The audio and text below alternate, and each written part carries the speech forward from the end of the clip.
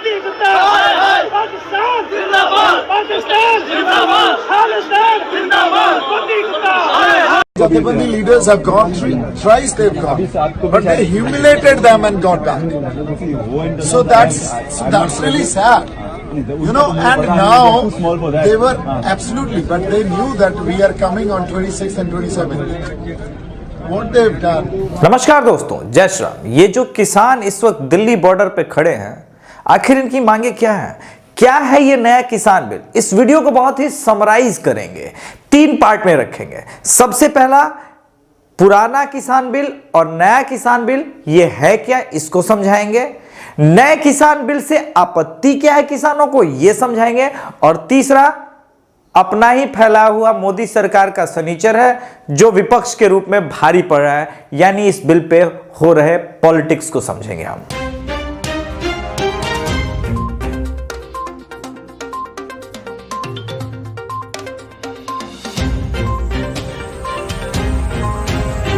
दोस्तों, भारत में जब अन्नदाता अपनी फसल उगाते हैं तो उसको बेचने के लिए मंडी चाहिए।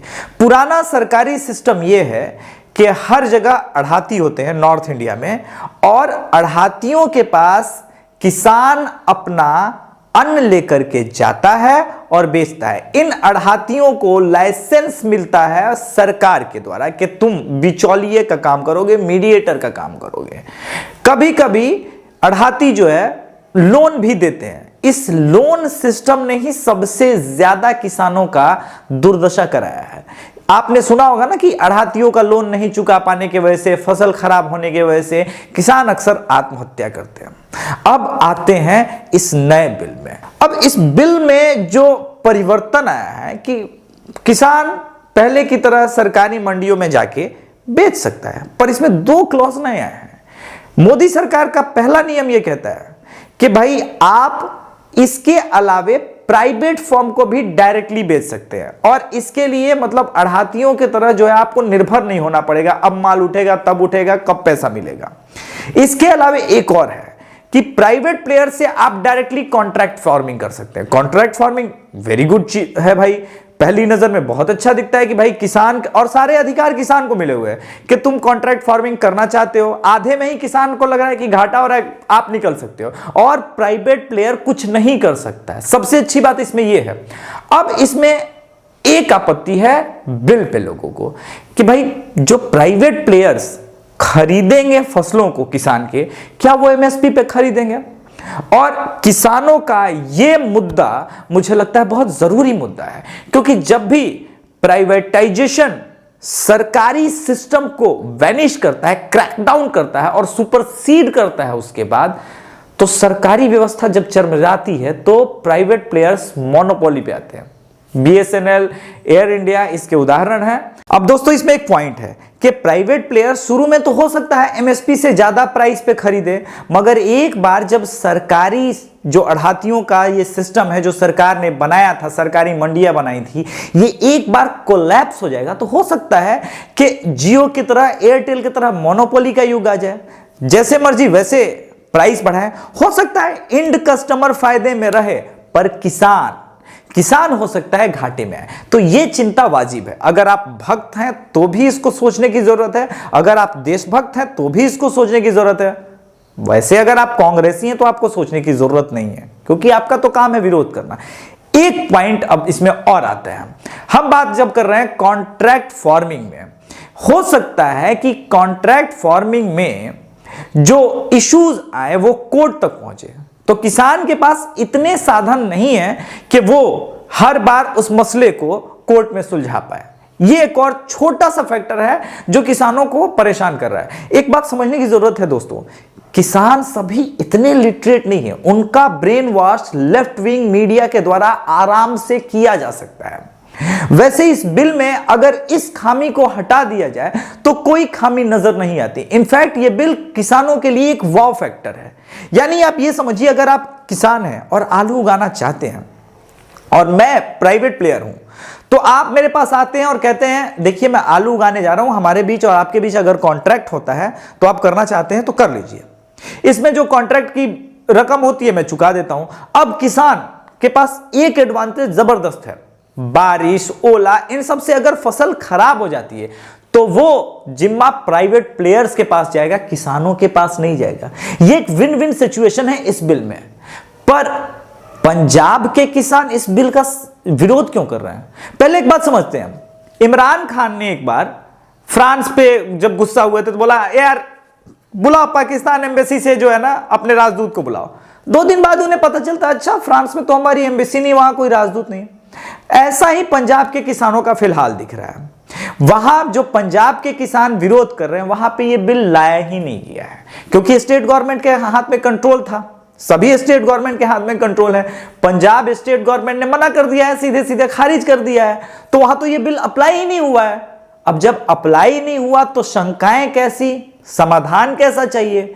बिल लागू होगा तब तो उसका प्रोटेस्ट करोगे, बिल ही लागू नहीं हुआ है। ये एक महत्वपूर्ण पॉइंट है।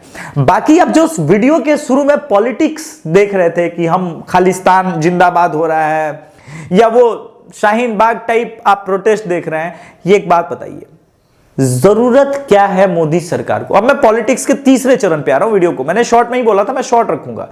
जरूरत क्या थी इस बिल की? सब कुछ ठीक ठाक चल रहा है। देखिए, कोई जरूरी नहीं है कि कहीं आग लगा हो तो आप बुझाने जाइए। इस देश के लोग अभी इतने एजुकेटेड या रिस्क टेकिंग नहीं हुए हैं। इसलिए मोदी सरकार का काम था कि वो जनसंख्या नियंत्रण कानून पे बात करती। मोदी सरकार का काम था कॉमन सिविल कोड लाने का, वो लेके आ गई कृषि बिल, जो कि इस बिल की जरूरत नहीं थी। इसका रिवर्स इंपैक्ट हो सकता है, और अगर आप भाजपा समर्थक है तो आपको वरी करना चाहिए। वैसे बिहार, झारखंड, उत्तर प्रदेश के किसान अभी नहीं पलायन किए, पर विपक्ष है ना, जैसे मैंने बताया ना, कांग्रेस है तो सोचने की जरूरत ही नहीं। ये प्रोपोगेंडा एजेंडा खेलने के लिए लेफ्ट इकोसिस्टम तो है ही। जैसे कि भाई साहब इंग्लिश में बोल रहे थे, आपने सुना ना, वो किसान थे। तो यह ट्रैक्टर से जो कुचल रहे हैं लोगों को, ये किसान नहीं है। वैसे रबी के फसल की बुआई में इस वक्त पूरा बिहार बिजी है। उनमें से एक किसान को फुर्सत नहीं है कि जाके वो प्रोटेस्ट करे। बिहार में मैंने किसानों से बात की। बिहार के किसानों का कहना है कि 2011 से ही एक तरह से हमारे पास ये बिल का ऑप्शन है। हमारे पास 2 फायदे होते हैं। हमें फसल सड़ने से पहले हमारा फसल बिक जाता है। अब कहने को 1900 का एमएसपी होता है, लेकिन आपको पता है किसानों के हाथ में सारे टैक्स वैक्स कट के, अड़ातियों का, इन सब का, बिचौलियों का कटने के बाद मिलता 1300 ही है। बिहार का किसान 1400-1500 रुपए में डायरेक्टली प्राइवेट प्लेयर्स को बेच देता है और चवन्नी भर उसका नहीं करता है। यानी बिहार का किसान इस वक्त विन विन सिचुएशन में है।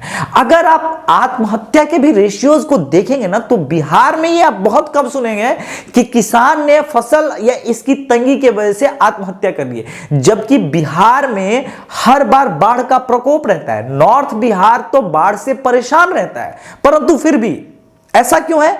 क्योंकि बैकअप प्लान बिहार सरकार ने किसानों को दे रखा है। मोदी सरकार जिस प्रकार से देश भर में शाहीन बाग बनने से नहीं रोक पाई, उसी तरह से ये किसान आंदोलन भी करने से मोदी सरकार बाई एंड लार्ज नहीं रोक पाएगी। ये मेरा ऐसा अटल विश्वास है। उसका 2 कारण है। एक तो हर एक पॉलिटिकल पार्टी का अपना किसान यूनियन होता है, और आपने दे दी है संजीवनी विपक्षियों के हाथ में। वो इसलिए क्योंकि इस बिल को लाने की जरूरत क्या थी? कौन सी आपको चुल मची थी? ऊपर से सारा जिम्मा खट्टर सरकार के पास। खट्टर सरकार तो पहले ही बड़े बड़े आंदोलनों में अपना मिट्टी पलीत करा चुकी है, अब इसका भी करा रही है। हुआ ये कि आपको पता था कि 26 तारीख से ये आंदोलन होना है, सबको पता था, खट्टर सरकार को ही पता था, पर प्रिवेंटिव मेजर्स के नाम पे उन्होंने बस यही किया कि किसानों को आगे बढ़ने से रोक देना है। यह सॉल्यूशन नहीं है। डायलॉग्स केंद्र सरकार ने अगर आंदोलन के पहले ही रोकना था तो डायलॉग्स करना चाहिए था। अभी भी इस चीज को रोकना चाहिए। वो इस वजह से कि विपक्ष तो बैठा हुआ है, उसके पास तो कई सालों से कोई मुद्दा नहीं है, और इस देश में विपक्ष को संजीवनी मोदी सरकार की ही पॉलिसीज दे सकती है। वैसे इस पॉलिसी में पर्सनली, व्यक्तिगत रूप से मुझसे पूछेंगे, मैं भी किसान का बेटा हूं, तो ज्यादा खामी नजर नहीं आती है, परंतु इस देश में लगभग 80% किसान जो है बहुत गरीब है। आपको समझना होगा। और जब आप कॉन्ट्रैक्ट फार्मिंग जैसा टिपिकल वर्ड यूज करेंगे ना, तो उसे लगता है यार अगर कल को कोई डिस्प्यूट हुआ, कोर्ट कचहरी जाना हो, तो उनके पास तो बड़े बड़े लॉयर्स हैं, हमारे पास तो कोई नहीं है। तो डर है, संशय है, और डर और संशय को क्लियर करना प्रधानमंत्री की जिम्मेदारी होती है, रवीश कुमार की नहीं, अभिषार शर्मा की नहीं। बाकी चलते चलते वीडियो में एक सुपर इंटेलिजेंट मल्टी टैलेंटेड अभिषाप शर्मा का वीडियो दिखा देता हूं, जो किसानों के बहुत बड़े हितैषी हैं। आप समझ लीजिएगा इस वीडियो को देखकर कि वाकई फार्मिंग के बारे में कितना जानते हैं। आपको समझने की जरूरत नहीं है। जो लोग कम्युनल हैं और राष्ट्रवादी हैं, वो चाहे तो जय श्री राम का नारा कॉमेंट लगाए। बाकी जो खालिस्तान सपोर्टर हैं, इस पूरे किसान आंदोलन में खालिस्तान समर्थक बड़े जोर शोर से नजर आए। बाकी रेडिकल इस्लामिक लोग तो भाई पहले से ही खार खाए हुए थे शाहीन बाग, तो वो उनके समर्थन में आ गए हैं। वो पॉलिटिक्स चलेगा साथ में। और मैं कहता था हमेशा और कहता हूं कि शाहीन बाग एक प्रयोग है, ये भी उसी प्रयोग का अगला चरण है। आप देखेंगे कि अभी बाकी बहुत कुछ होगा। मैं वीडियोस लेकर के आऊंगा और डिटेल एनालिसिस बताऊंगा इसके बारे में। तब तक आप लोग अपना ख्याल रखिए। मां भारती आप सबका कल्याण करे। जय श्री राम। मैं इस वक्त कुशीनगर में हूं और मेरे पीछे आप जहां निगाह डालें वहां पर ये धान के खेत हैं। दूर दूर तक आप देख सकते हैं धान के खेत हैं। धान के खेत यानी गेहूं, धान के खेत यानी गेहूं, धान के खेत यानी गेहूं, गेहूं यानी रोटी, रोटी यानी कि भूख का समाधान।